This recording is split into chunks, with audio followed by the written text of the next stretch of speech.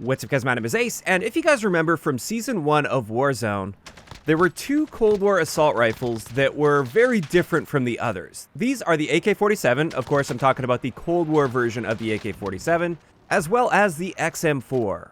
And the thing that was different about these in Season 1 is for all of the other Cold War assault rifles, if you were using a barrel attachment, it either did nothing to your bullet velocity or it would boost your bullet velocity.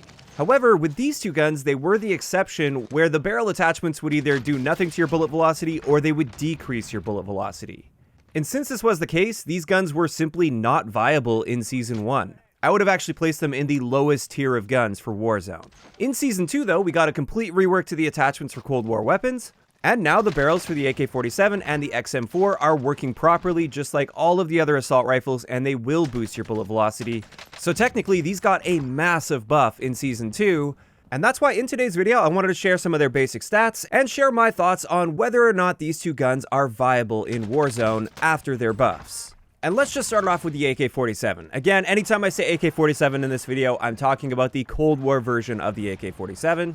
And with this, we get a maximum damage to the upper torso of 43, which is quite a bit of damage. That means it's only going to take 6 shots to the upper torso against 3 armor plates to get a kill, which is the least amount out of any of the assault rifles.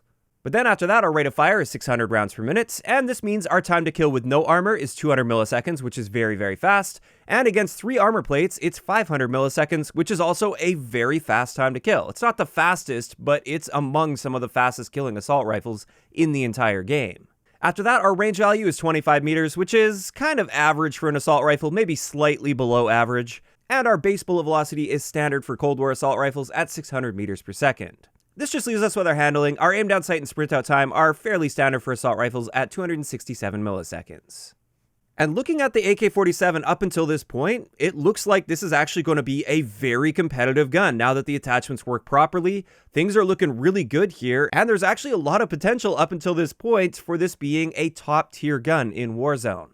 Unfortunately though, we have one more extremely important stat to look at, and this is the recoil. And this is what our recoil plot looks like. As you can see here, there is a lot of vertical recoil when you start firing this gun. Those bullet holes are spaced pretty far apart, and that's just at 14 meters, which is an incredibly close range for Warzone. For an assault rifle, we're much more likely to be challenging somebody at like 50 to 60 meters, and at that point, by the time the third bullet goes off, you're going to be well above the target's head.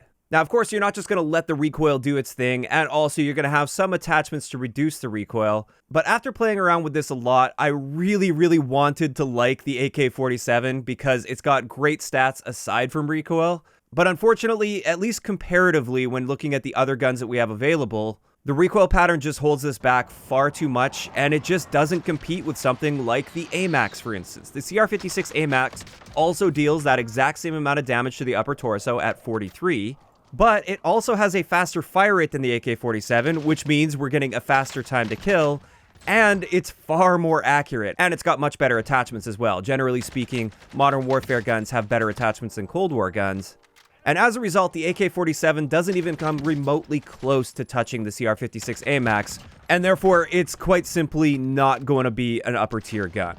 Is it still usable? Sure, yeah, you could use this gun, and I'll give you guys what I consider to be the best setup for the Cold War AK-47. Of course, you could adjust a few attachments based on preference, like the Optic, for instance. But yeah, you could use this, and you might even find some success with it. However, objectively speaking, it's not even remotely close to competing with the CR56 AMAX, and in pretty much every single situation, you're going to be better off with the AMAX.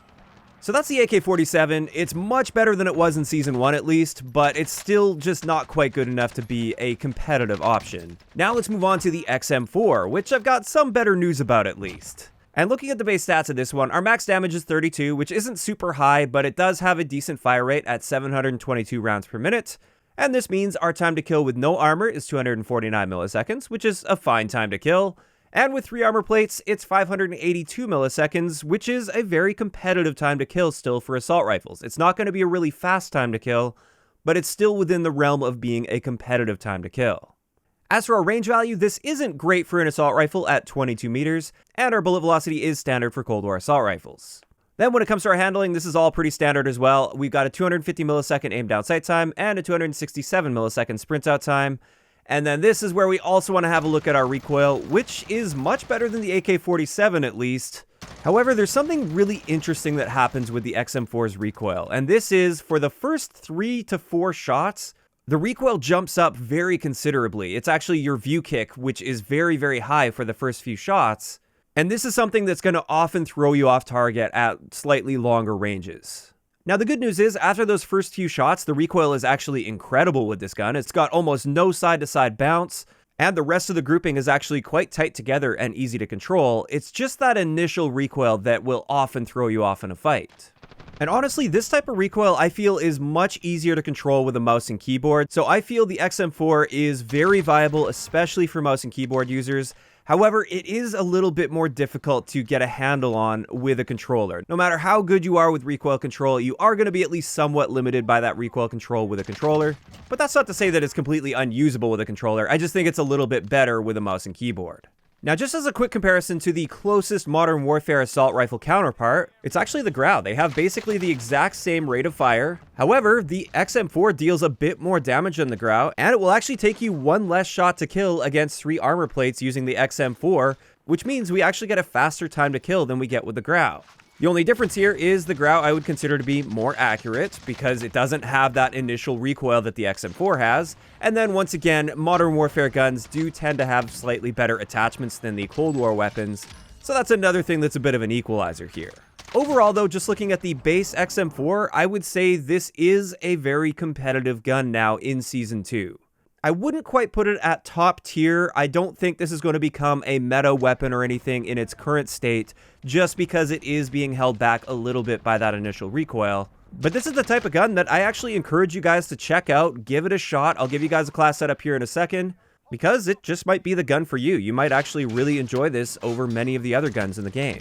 So with the XM4, here is the class setup that I'd recommend using. With this, of course, you got that agency suppressor. For the barrel, I decided to go with the reinforced heavy. Now this one doesn't boost our bullet velocity quite as much as the extended barrel, but it does still give us a solid boost to our bullet velocity, and it also boosts our range. And when we look back to the base stats of this gun, this has a very bad range value for an assault rifle. So I actually find it's better to boost both of these, especially because the bullet velocity difference between the reinforced heavy and the extended barrel when stacked with the agency suppressor, you're really only going to notice the difference there at extreme ranges where the recoil of this gun will be limiting you anyway. So I'd rather get that range boost instead.